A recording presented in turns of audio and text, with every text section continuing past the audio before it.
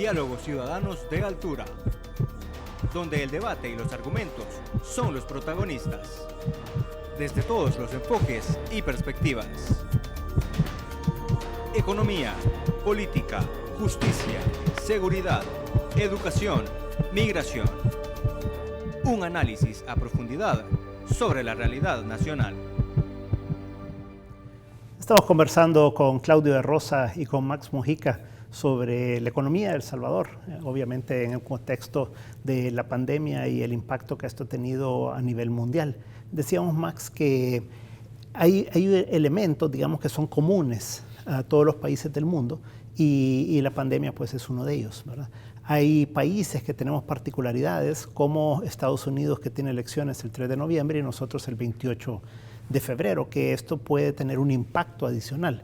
Entonces, Claudio nos planteaba un escenario bastante complicado para el cierre de año, digamos, y decía que podía arrancar el año bastante en ese mismo contexto.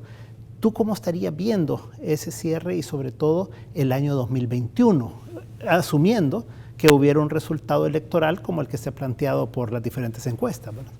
Bueno, mira, lo que pasa es que aquí en El Salvador, típicamente, si nos vamos, digamos, al pasado, una vez que hay un año electoral, todo se suspende, porque el problema aquí no es como en Estados Unidos, que gana Trump o gana Biden. Al final de cuentas, el país es tan sólido y su democracia es tan sólida que pueden haber algunos cambios como los que tú señalabas. Bueno, de repente va a venir un poco más de carga impositiva, de repente va a venir un poco más de carga fiscal a nivel tributario por las donaciones entre familias o por el tema de la herencia. Pero al final de cuentas, Estados Unidos siempre sigue manteniéndose con ese carácter de ser una economía, un motor, una locomotora del mundo en términos de consumo y producción. Entonces, digamos que sí, es importante los resultados de las elecciones, pero no son tan importantes, tan vitales como acá. Aquí siempre, en cada elección, parece que nos estamos jugando la vida, parece que vamos a regresar al Colón, parece que vamos a volver a tener una dictadura, parece que vamos a... Bueno, entonces, cuando aquí vemos las elecciones en El Salvador, las elecciones tienen un efecto paralizante de la economía. Nosotros, pues, cuando fueron las elecciones anteriores, y vimos a un presidente, un candidato a presidente un tantito más moderado de lo que resultó ser, pensábamos que la situación política iba a cambiar sustancialmente, pero cambió para peor, porque lo que sucede es de que ahora vivimos en una crispación permanente. Imaginémonos cómo van a ser estas elecciones. Fuera de cámara estábamos platicando algo. En El Salvador, de alguna u otra forma, habíamos aprendido a convivir con ideas políticas contrarias. Ya no nos llamábamos enemigos, que nos teníamos que matar y teníamos que sacar armas, como sucedió en la época del conflicto, y pasamos de ser enemigos a ser adversarios. Y es una situación que no solo es semántica, sino que tiene efectos prácticos en la vida social. Al enemigo tú lo quieres destruir, al enemigo tú lo quieres matar. Cuando es tu adversario, tú le quieres ganar. Adversarios son dos equipos de fútbol, alguien va a ganar, pero ahí no van a salir muertos. El adversario político, tú te quieres comunicar con él, tú quieres llegar a entendimientos, tú quieres llegar a consensos. Entonces, ese era el clima político en El Salvador. Adversarios de izquierda, de derecha, de pensamientos un poco más grandes del Estado, temas políticos en términos de cuál es la carga impositiva adecuada. Eso tú lo puedes dialogar con un adversario. Pero el clima político que estamos viviendo ahora parece que nos llamamos enemigos. Y si no vemos personas que se insultan, incluso en redes sociales, funcionarios que se insultan, que le faltan el respeto, incluso a mujeres. Y yo me pregunto, ¿qué va a suceder durante el clima político electoral de las elecciones que se avecinan? Aparentemente en El Salvador siempre estamos en campaña, pero cuando ya la campaña de verdad arranque, con este nivel de polarización que se está cultivando desde el Ejecutivo, ¿a dónde nos va a llevar? Y les hago esta reflexión. La violencia verbal, eventualmente, acaba convirtiéndose en violencia física. Estaba comentando Claudio fuera de cámara que un par de legisladores casi llegan a los puños. Si eso es lo que sucede con personas que tienen cierto nivel de cultura, cierto nivel de educación, cierto nivel de ingreso, o imaginémonos qué va a pasar en una plaza pública cuando estén dos políticos en plena campaña proponiendo sus ideas, cuando se están insultando y están generando ese nivel de crispación desde las más altas esferas del poder, ¿verdad? Entonces, si eso lo traducimos, porque esto es un tema económico al fin de cuentas, si esto lo traducimos a la economía, ¿qué es lo que yo le puedo apostar que viene? En una época tan compleja, con los números tan complicados, con una economía tan cuesta arriba como la que ha descrito Claudio y ha comentado Luis, esta crispación no va a ayudar en nada a la inversión. ¿Ustedes creen que le voy a venir a apostarle, a meterle plata a un país donde yo no sé qué va a pasar? Donde yo no sé si vamos a provocar baños de sangre, donde yo no me siento cómodo porque vamos a poder tener una asamblea controlada por el 70% por el oficialismo, que prácticamente tendría las manos libres para hacer lo que quiera. ¿Acaso yo me voy a ir a meter a un país de esa naturaleza? Y yo siendo salvadoreño, digamos, un empresario de alto nivel va a decir, le voy a apostar mi plata, voy a repatriar el dinero aquí a El Salvador cuando me están amenazando con un posible impuesto, con regresar al Colón. Lo más probable es que yo pueda venir e invertir en otros países que me dan más seguridades. Entonces, ¿qué es la situación? Que la situación política siempre contamina la visión económica, el panorama económico de los países. Y El Salvador no nos vamos a librar de eso. A medida que vaya increciendo la verbalización de la violencia política, en esa misma medida los empresarios van a tener desconfianza, los empresarios son los únicos que pueden echar a andar el país. Y ojo, no estoy hablando de los grandes empresarios, Luis, estoy hablando de todos los empresarios, porque la señora que tiene un puesto de pupusas en el pasaje, allá en Olocuilta, es una empresaria también, y necesitamos la confianza de todos, incluyendo la de la señora. Claudio, la verdad que el tema de la confianza se vuelve fundamental para generar inversión, tanto nacional como extranjera.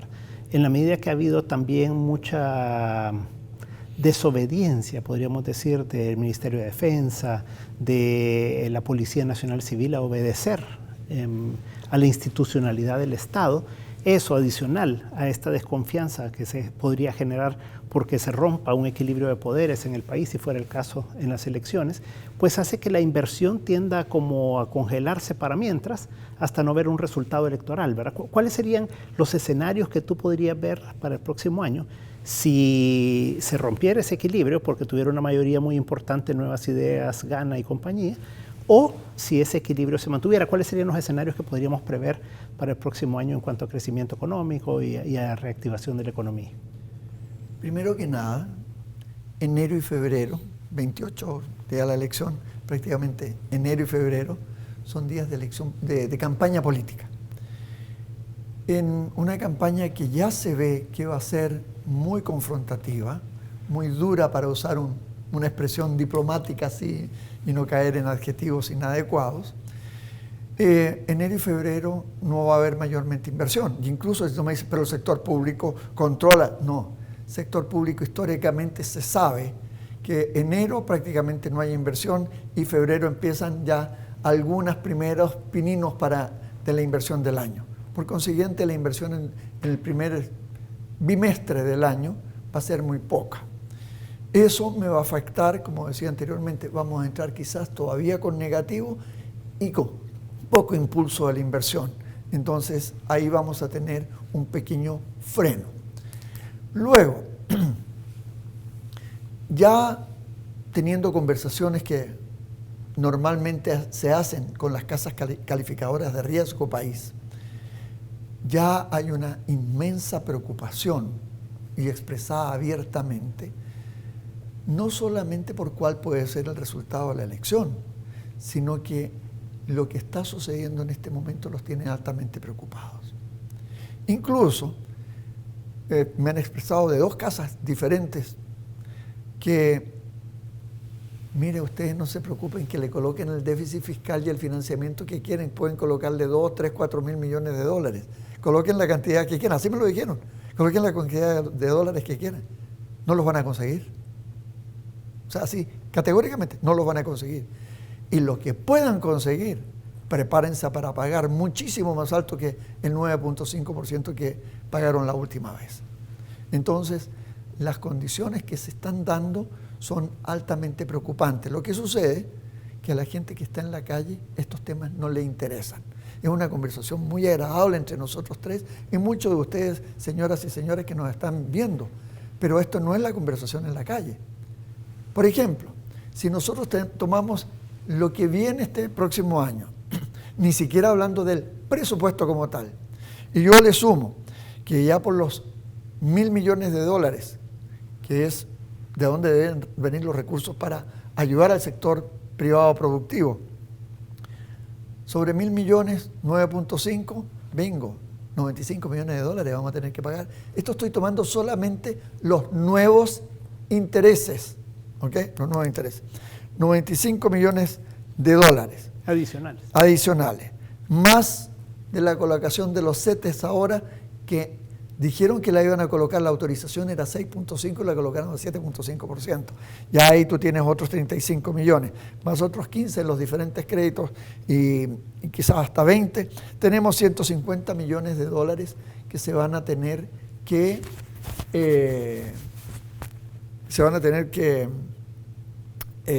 pagar extraordinariamente a lo que se paga ahora. Entonces, me he hecho un cálculo, ahora que estaba sentado aquí, he hecho un cálculo bien interesante para que usted, señora y señor, vea lo que significa el mayor número de intereses que se va a pagar. Estos 150 millones de dólares, si yo los divido entre el salario mínimo del sector comercio, que es el más alto, 330 dólares, que si lo multiplico por 12, el salario mínimo anual para contratar a una persona por un año son 3.960 dólares. Y tomé los 150 millones de dólares y los dividí entre estos 3.960 el salario mínimo. Que habría que agregarle un poquito más por los pagos de la AFP y las cosas así. Pero ¿saben qué es lo que podría yo hacer con estos 150 millones de dólares?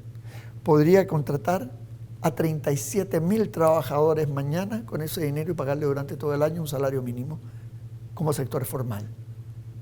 Eso es lo que significa la deuda. Y eso no lo miramos nunca. Lo hablamos entre economistas, es que esto es muy alto. No, dígale a la gente qué significa este número. Este número que se va a pagar de intereses adicionales por la nueva deuda. Nada más la nueva deuda. No tomo la antigua, porque ahí sí pueden decir, hay alguna que viene desde antes, desde el gobierno anterior y del de más atrás, y un poquito también del último de SACA en este caso. Pero yo no voy a tomar eso porque todos los gobiernos siempre se endeudan. Pero este nivel de endeudamiento que estamos tomando, solamente por estos dos créditos, no estoy tomando el resto, por estos dos créditos, ya vamos a pagar 150 millones de dólares más. Te voy a decir, el total que se va a pagar en intereses este otro año va a rondar los 1.200 a 1.250 millones de dólares. Más que el presupuesto de educación, que es el más alto. Se podrían hacer 2 hospitales, Claudio. ¿Cómo? Se podrían hacer 2 hospitales. Bueno, si tomas un presupuesto como en España, se pueden hacer muchísimos más hospitales, porque el gran hospital que hicieron en España por razón del COVID les costó 40 millones de dólares más el equipamiento, de euros más el equipamiento, no alcanzaron a llegar a 60 millones. 66 millones de dólares por construir un hospital al estilo europeo. ¿Okay? Entonces, imagínate, si cuesta 60 millones de dólares, ¿cuántos hospitales puedo hacer con esa cantidad? Bueno, aquí ya vamos gastando 70 millones y no lo hemos terminado. Y ojo, no lo construimos desde cero. Destruimos IFCO para construirlo. O sea, yo no me canso de repetirlo, pues. Era el único lugar de centro de convenciones, el mejor de Centroamérica, donde cabían sentadas 20,000 personas cómodamente techado. Ahora ese anfiteatro está perdido. O sea, ya no podemos tener ahí ferias de que todos los meses habían ferias, ya no podemos, y ferias generadoras de empleo, generadoras de impulso económico. Tampoco tenemos ya ningún anfiteatro para también que se generaba ingresos cuando se presentaban artistas. Todo eso se perdió. Y hemos gastado 70 millones de dólares y todavía no lo hemos terminado.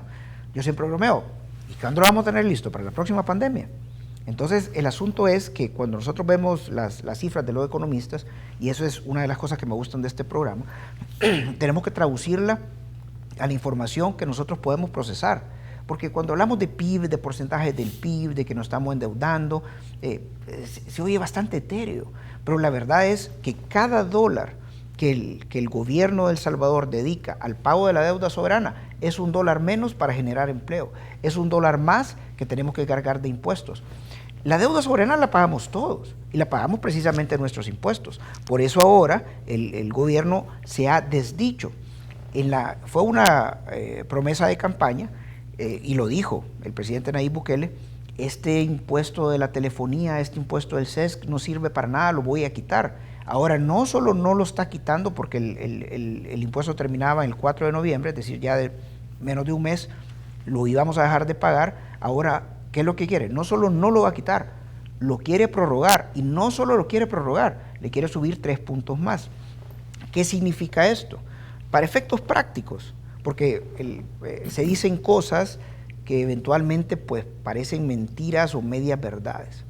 El gobierno está diciendo: no voy a subir el impuesto sobre la renta, y es cierto, está manteniéndose el 30% el impuesto sobre la renta.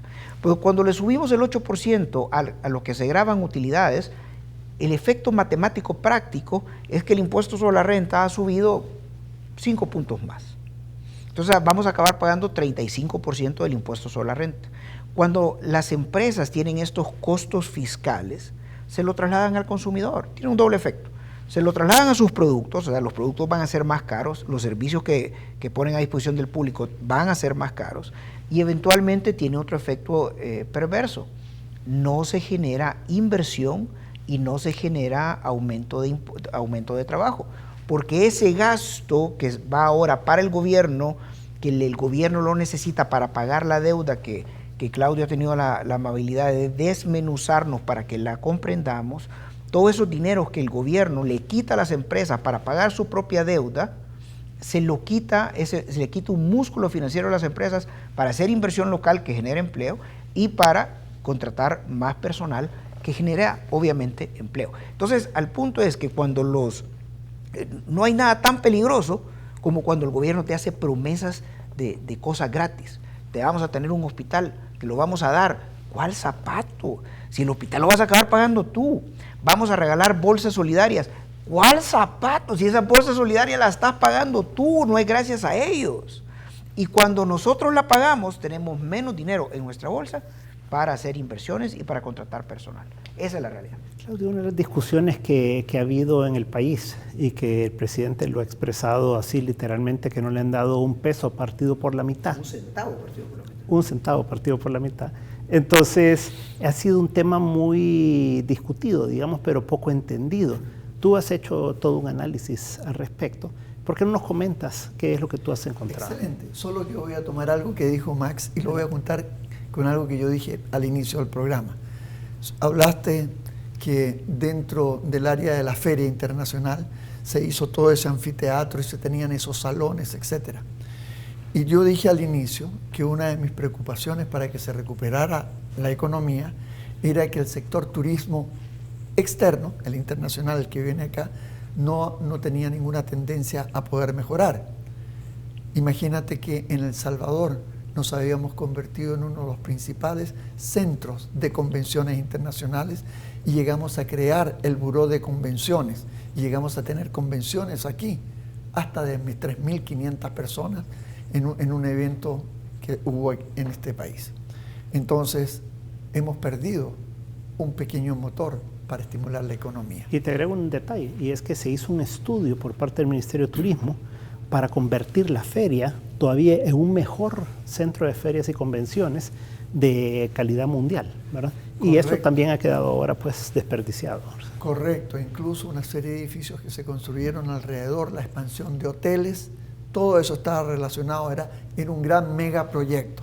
Y en este momento no solamente se detiene, está en peligro que se pierda todo, incluso inversiones grandes.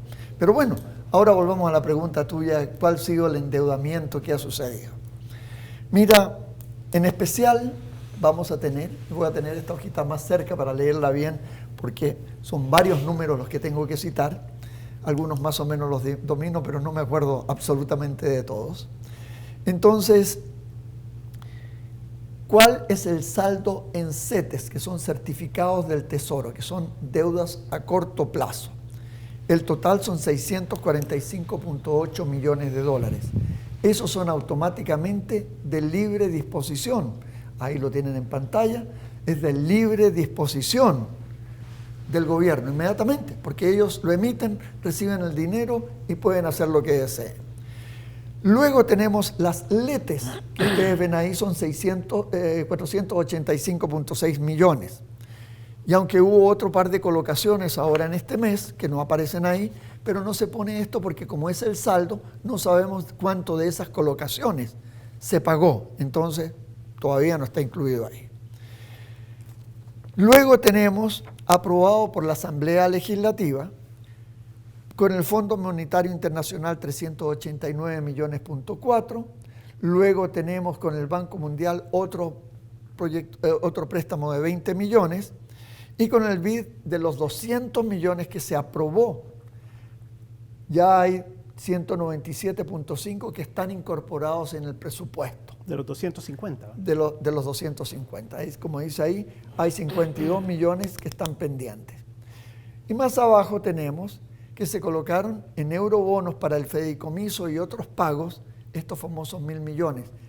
Cuando se colocaron estos por ahí, por el 6 de julio, debieran haber estado disponibles prácticamente de manera inmediata para que Ban de Salvo hubiese empezado con los créditos. Todavía está engavetado, por decirlo así. ¿Por qué? Pregúntale a las autoridades qué pasó con el resto del dinero. 3 meses pagando pagando intereses, y sin haber desembolsado para el fin que se destinó. Para el fin de que se destinó. Luego tenemos que al Seguro Social tomaron un préstamo forzoso de los fondos de los trabajadores, 25 millones de dólares. Déjelo por ahí, no se vaya, manténgamela por ahí, por favor. Luego del JICA, hubo una reorientación del JICA, es la cooperación japonesa, hubo 42 millones que se enviaron a Fropomid, luego otra modificación para incluir en el presupuesto 4.04, el verdadero número, que también fue a Fropomid, todo esto ya entrando al presupuesto. Y se suma a la KfW, que son 11 millones de dólares, que son el préstamo, porque después viene una donación de 12.2 millones adicionales. Que son los alemanes, ¿verdad?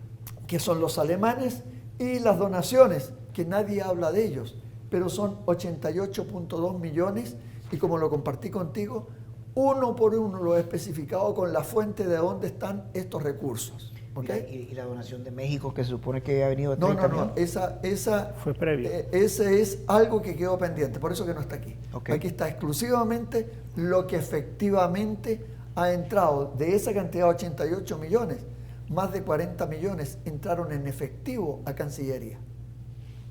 Es un informe de la Corte de Cuentas. Nadie sabe más allá de esto.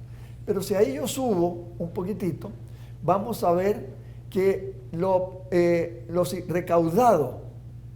recaudación tributaria son 600, más abajo por favor, se lo puede mover para que lo vea la gente, en la dirección contraria por favor, más arriba en este caso, perdónenme. Gracias. Ahí estamos, por ahí estamos bien. Entonces, ya habíamos sumado las CETES, las LETES, lo aprobado por la Asamblea, los eurobonos, Seguro Social, los 2 del JICA, KfW de Alemania y las donaciones.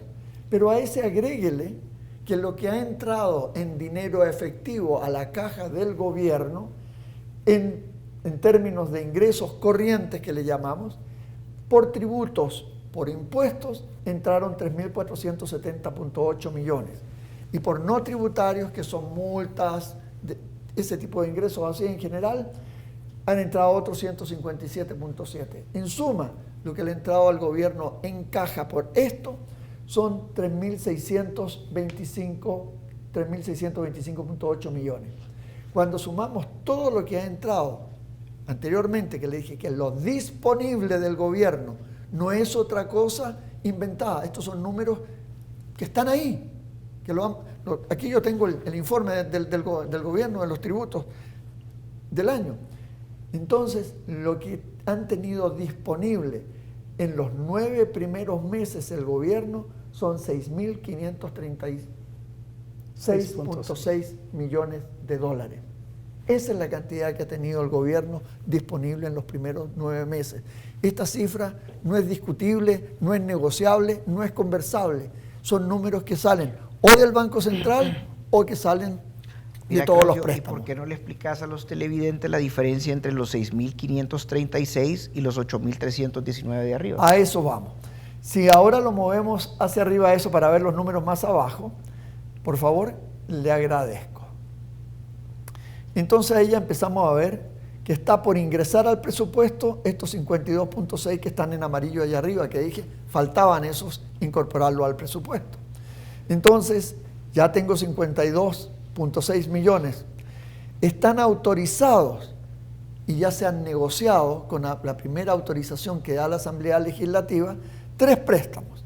Uno con el BID por 250 millones de dólares, otro con el BCIE 50 millones de dólares y uno segundo con el BID de otros 50 millones de dólares. Es decir, están en camino a ser en algún momento ya no aprobados, sino que ratificados o ya disponibles para el que lo pueda empezar a asignársele al gobierno, otros 350 millones de dólares. Y por último, lo que se llama que están en negociación inicial, ni siquiera han venido a la Asamblea. Y uno me podrá preguntar, oye, ¿de dónde sacó estos números? ¿De dónde se los inventó? No, métase al sitio web de cada una de estas instituciones y ahí están y lo explican perfectamente bien. Entonces con el BCIE le pongo 1 porque son diferentes características de cada uno. El préstamo 1 de BCIE es de 350 millones.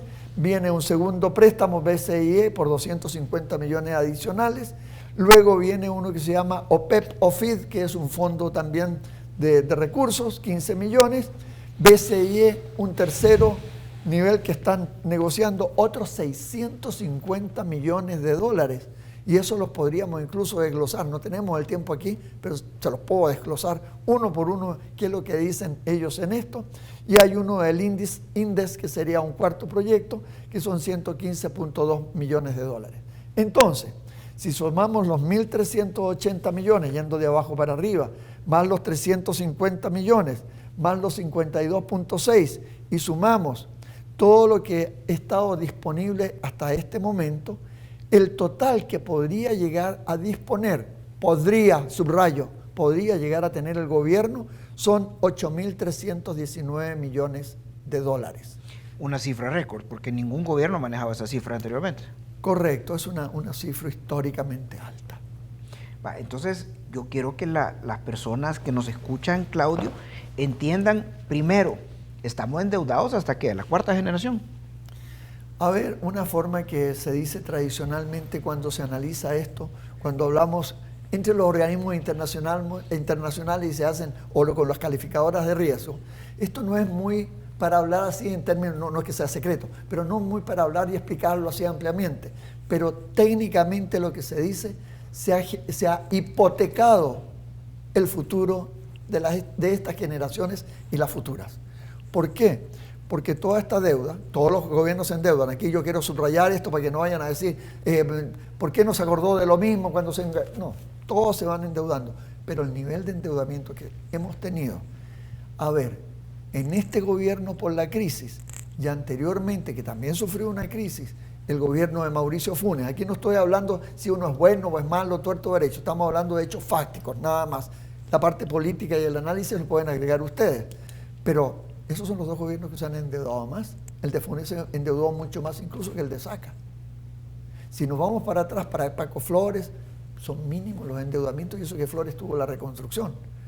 Entonces, bueno, y pensar el gobierno de Freddy Cristiani que tuvo la reconstrucción por la guerra. Pues. Más fuertemente la tuvo el gobierno de Armando Calderón Sol y el endeudamiento fue mínimo, incluso durante el gobierno de Armando Calderón Sol, en plena reconstrucción, de la destrucción de la guerra, las nuevas instituciones que se crearon, tuvimos un año que el déficit fiscal fue 0.1%. Entonces, este tipo de conversaciones...